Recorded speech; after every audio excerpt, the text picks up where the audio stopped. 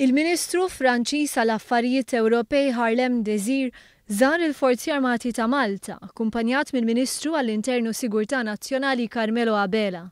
Meta kien mistoqsi dwar kemm huwa probabbli li l-Unjoni Ewropea tingħata mandat internazzjonali sabiex tkun tista' tintervjeni f'territorju Libjan, saħaq dwar kemm huwa essenzjali li dan il-mandat jingħata. We need this mandate to provide security for the migrants to avoid that these traffickers, the smugglers, are going on putting them on boat at the risk of their lives. There has been thousands of people who have died in the Mediterranean Sea last year, and if we want to stop this, we need a UN mandate to fight the smugglers.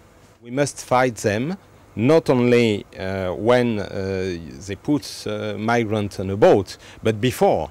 And it's an international fight.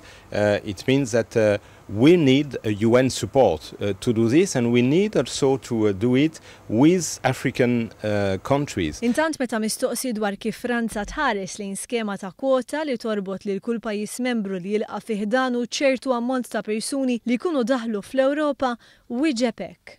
And I think that this is fair because we have to face together to this migration challenge. The President of the Republic in France says that we could now, facing the emergency of the situation, welcome 500 to 700 new asylum seekers.